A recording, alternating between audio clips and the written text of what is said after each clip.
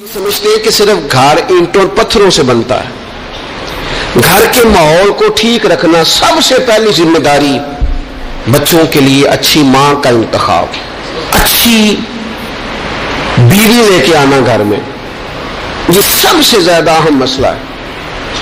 نہ مانے ہم، لیکن بہرحال ڈھیر ساری جگہوں پہ دولت دیکھی جاتی ہے شادی سے پہلے۔ ماں باپ نے بڑی زیادتی کی، بڑا ظلم کیا، ناراض نہ ہونا، بڑا ظلم کیا، پیسے دیکھے بچی اور بچے کا نکاح کر دیا۔ یہ اتنا بڑا زندگی میں آپ نے اپنی اولاد کے ساتھ ظلم کیا ہے کہ آپ تو سائڈ پہ ہو جائیں گے، لیکن وہ بیچارہ ساری زندگی اس کو بھگتے گا۔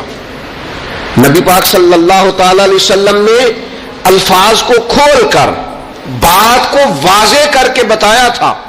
یہ ایک تو ہوتا ہے نا کہ آپ کو کسی تشریح میں جانا پڑے، حضور نے بالکل کھول کے فرمایا کہ عورتوں سے محض ان کی خوبصورتی کی وجہ سے شادی نہ کرنا، اس لیے کہ خوبصورتی ان کو ہلاکت میں ڈال دے گی، اور فرمایا محض ان کے مال کی وجہ سے شادی نہ کرنا، مال ان کو سرکش بنا دے گا۔ یا رسول اللہ صلی اللہ تعالی علیہ وسلم پھر کیا کرے؟ تو محبوب فرمانے لگے ان کی دینداری کی وجہ سے ان سے شادی کرنا۔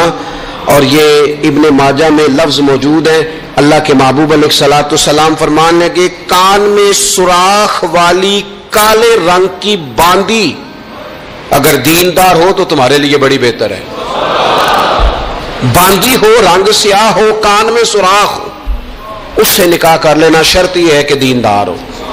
بہت اثرات ہیں ماں کے، لہذا اس انتخاب کے اندر باریکی کا مزاج پیدا کرے۔ اگر اپنے گھر کا ماحول ٹھیک رکھنا چاہتے ہیں، اور اگر ماحول ٹھیک نہیں ہے تو پھر آپ کروڑوں روپیہ لے آئیں، جس کے بچے ہی ناکام ہو گئے، اس کے پیسے کیا کریں گے؟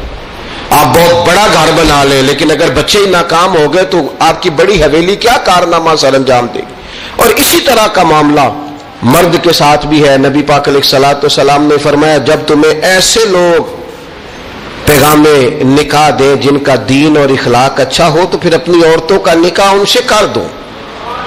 اگر ایسا نہیں کرو گے تو زمین میں فتنہ برپا ہوگا، فساد ہوگا۔ نیک مرد جب ملے تو پھر اس کے ساتھ نکاح کرو۔ صحیح بتانا، خالی نیک دے کے رشتہ دے دیا جاتا ہے؟ نیک ہے، دیندار ہے، اچھے اخلاق والا ہے، خالی تقوی دے کے لوگ رشتہ دیتے ہیں؟